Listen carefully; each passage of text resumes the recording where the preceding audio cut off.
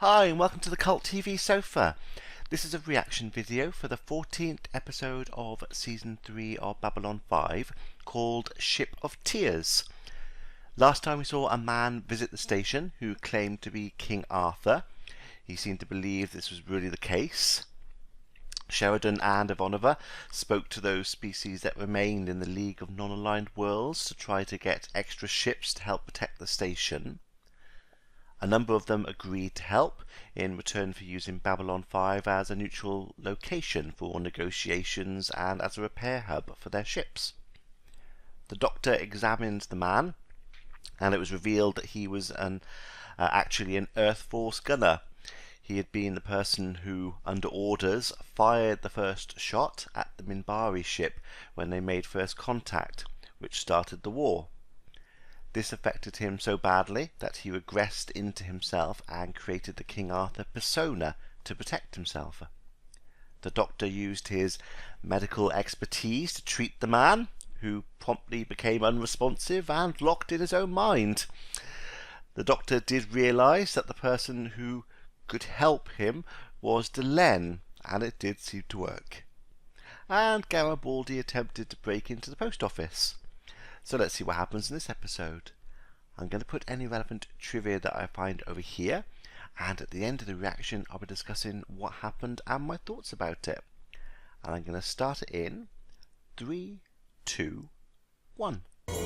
Did you hear? They're putting ISN back online.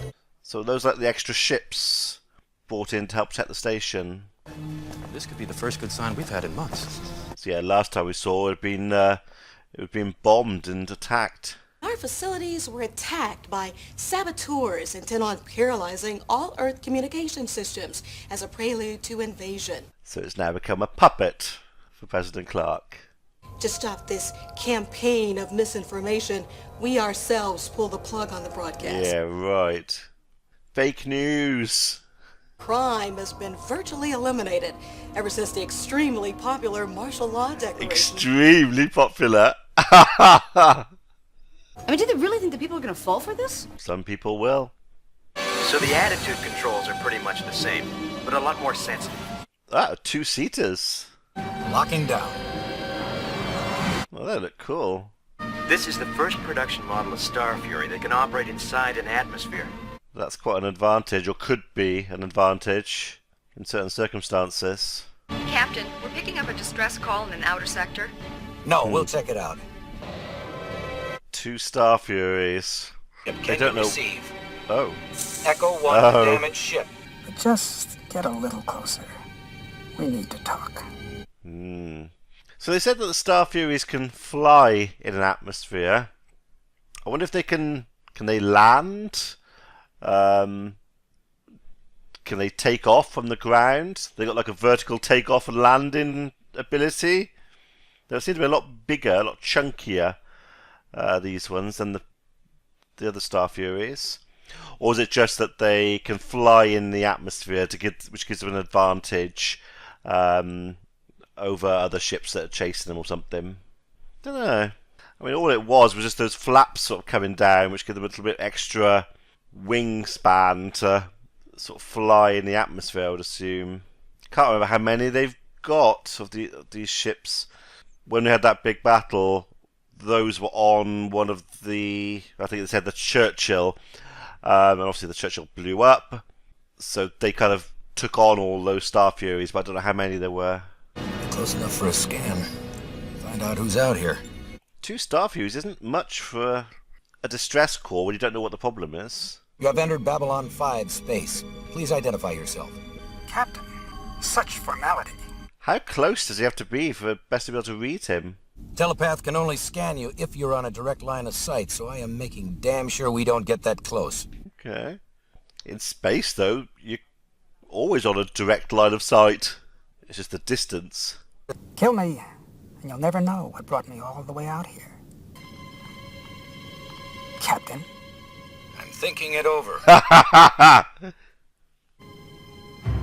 That's got him a bit worried. We'll escort him to Babylon 5. He gets out of there. I've kept my part of the bargain, Commander. Now it is time for you to keep yours. That's fair. Although they had a meeting at the War Council since all this happened. I don't think we've seen one, because they have had so much going on.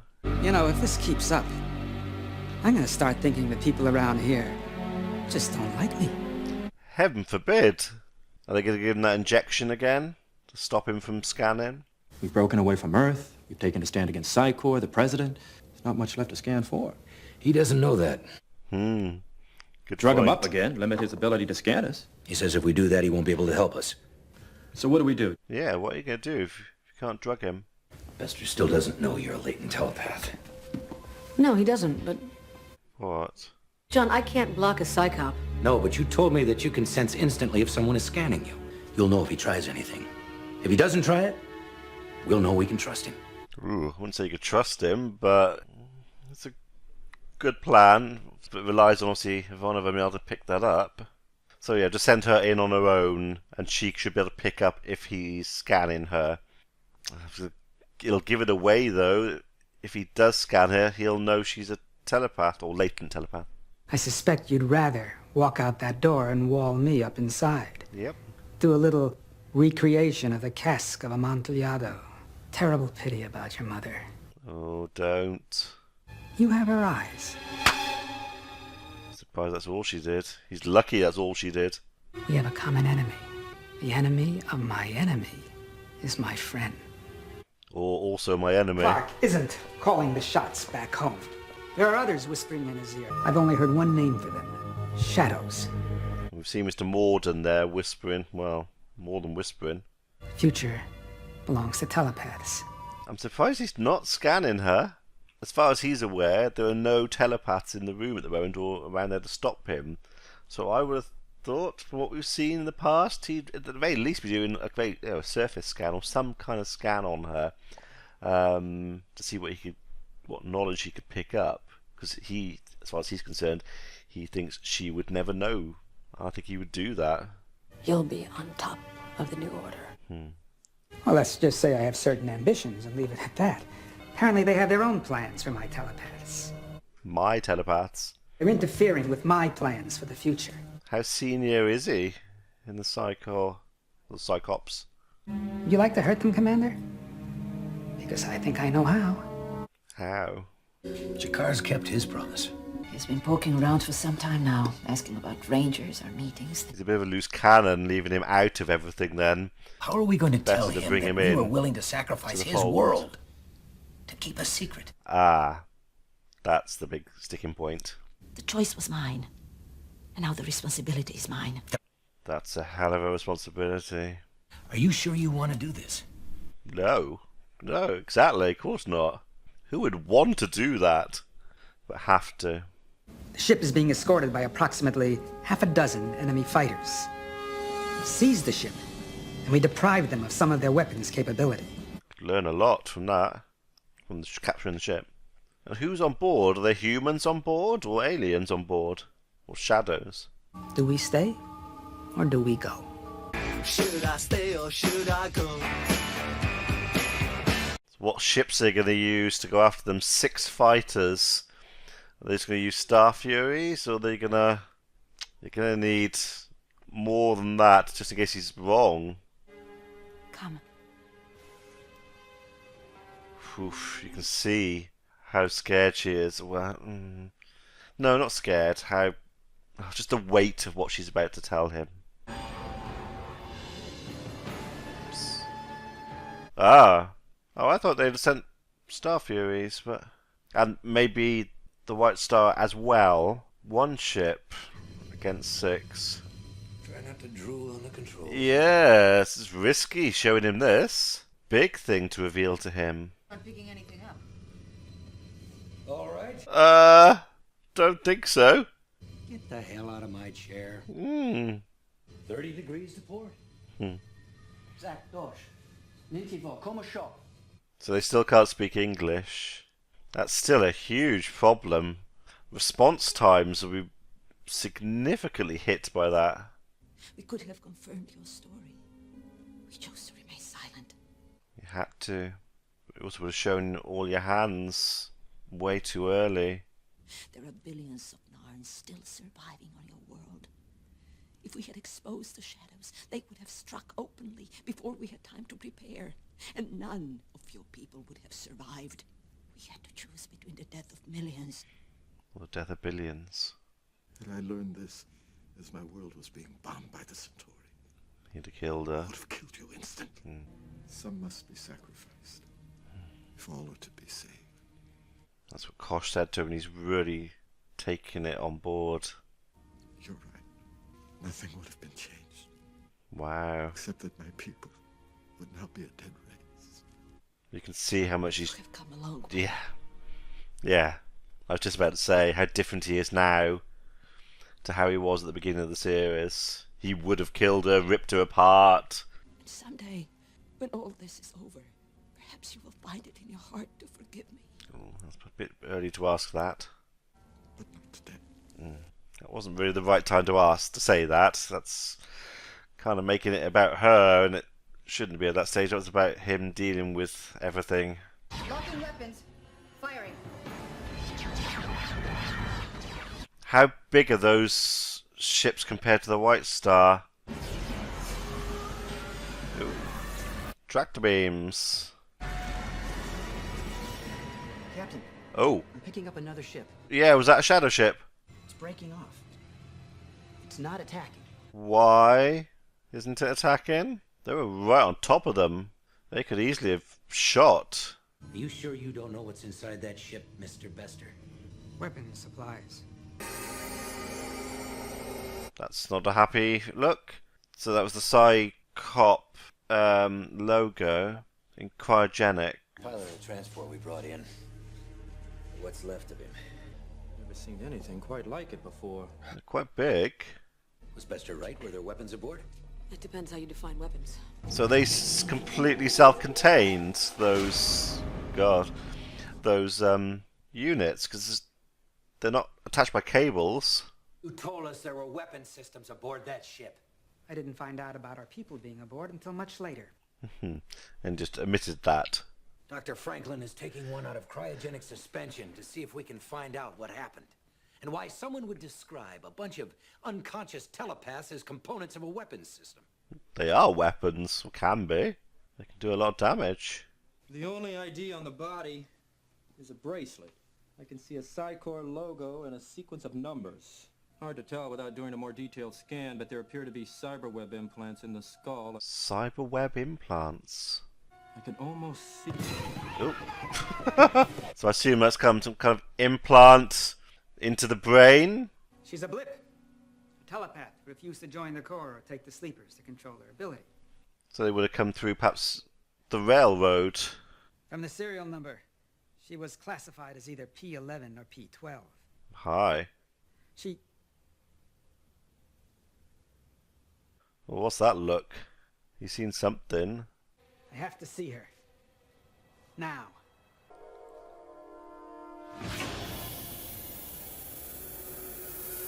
That one of the pilots, one of the race that the pilot was part of.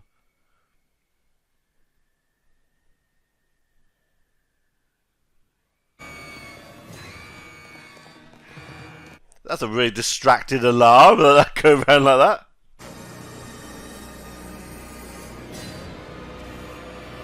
So she's plugged herself into systems. I would hope they've shut down access to that area. Some things have happened to you. I know they've been traumatic, but you're gonna be okay. It's taken her a while to get into that lot.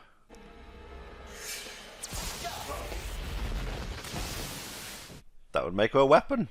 I'm a doctor. I want to help you. Some kind of sedative.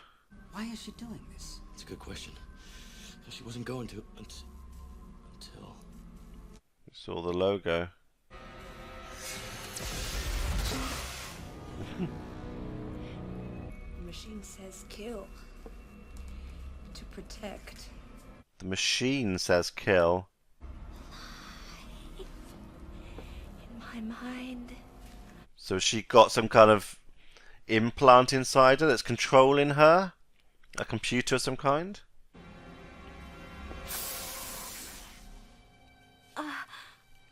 Surprised he was able to get that close.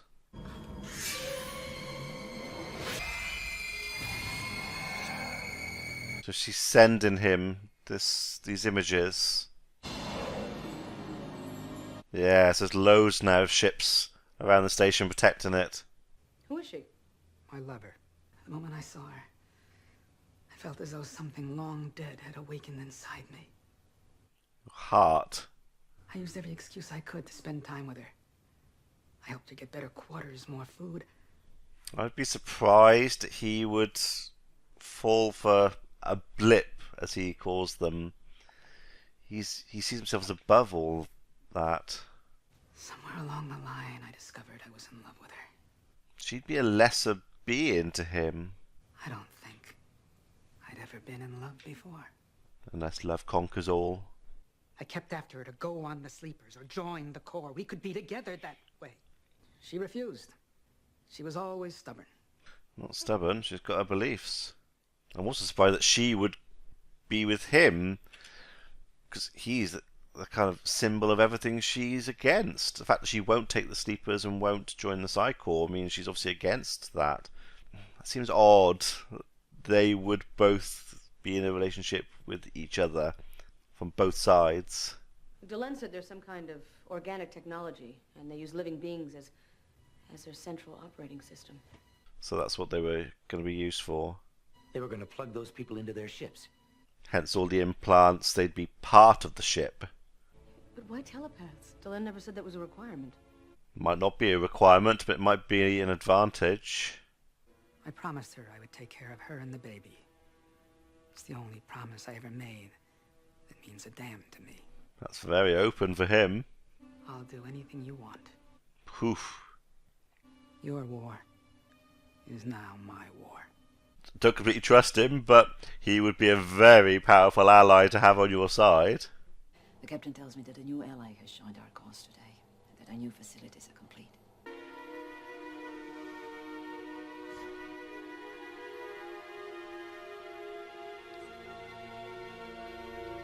What's this? Come on, where is it? Oh, careful! Don't treat the book like that. Okay. No. Even back then, they'd have the ability to scan a page for it to be translated. Oh. Garibaldi to Sheridan. Sheridan, go. Code 7R, 15 minutes. I'm kind of in the middle of something. Make time. You're gonna love this. Make time. That's a cool ship. So they used to meet in just a room. Is this now like a proper war room? The round table as well, after last week's Arthur episode. Interesting. Timing. I've got it. It's right here. It's right here. Yeah. Do not thump the Book of Jiquan. There aren't any Narn telepaths, correct? Yes, but they and their families were wiped out 1,000 years ago. What, 1,000 years? That's when the last war was.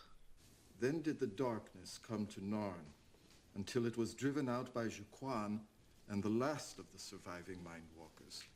Mindwalkers? Telepaths? Yeah. They're afraid of telepaths. Maybe telepaths can block their system, jam it. We've never seen the Shadows back away from a fight. But they didn't attack the White Star when we were right there. Why? Bester.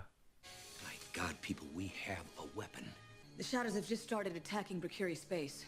Openly. Whoa. They're not hiding anymore. That's... Finally on the move. Oh, that's the ship I said it looked cool. That's a Brakiri ship. Yeah, that's a big thing. Oh! I didn't realise we were at the end. I thought there was loads to go. Well, that went quick. Oh yeah, I was expecting kind of like an end to the the telepath bit with Bester and that woman. I was expecting more. So I was, I think it was going to end so soon. So yeah, that's a huge thing that they're now openly attacking. They're attacking a small species. I don't know how big population-wise the Brakiri are. But yeah, start taking out some of the smaller species. It will weaken any kind of retaliation that could be done against them, rather than just attacking Earth or something, or Centauri, or a big species who could fight back. That makes perfect sense. So it sounds like the Shadows wiped out the non-telepaths in the previous war. They used the Narn homeworld as a base, but the telepaths could fight back, so they wiped them out. So a telepath can be a weapon that's used against the shadows, but they were also going to put telepaths in the ships under their control to fight back, I would assume. Okay, so Shakar is now obviously in here, and obviously already the book has been used for information, and Shakar has clarified some things, so it's already been quite useful. Got a nice new location for the war. Looks quite cool. And I say that the round table. I say last week we had the episode with King Arthur, the Knights of the Round Table. It's interesting that we've got that table in there this week. It's kind of like it was there to make you. The previous episode was to make you think of King Arthur and the Round Table, and then this one sort of brings that up. So that seems kind of on purpose, I think. Or it's just a table. Who knows? Maybe we'll find out. Yeah, so now the shadows are actively fighting. So now that the war, the war's been going for a bit of time already, but they've been in the background pulling strings. Now they're out in the open, attacking. This is now the proper, full-on war. It looks like, I assume, because we didn't get resolution to Bester's storyline. I assume he's going to be in the next one as well, or we're going to see him for a few episodes now. Is he going to be kind of part of it all? Kind of makes sense. He said he's there until they work out how to get all that stuff out of her, at least, and the others. There were a lot of people on that ship. There were a lot of cryogenic units. Where have they put all those? And I say they unplugged that one. I would have thought maybe they do need to be plugged in to keep them going, but they can be unplugged for a while for movement. They might have some sort of internal systems that keep them powered for a while, like a temporary battery, but then they need to be plugged back in. That could be possible. Yeah. So yeah, see what happens next episode. I see we're going to carry on, and we'll see what happens with the war. So yeah, let me know what you thought about this one in the comments below, and I shall see you for the next one. Be seeing you.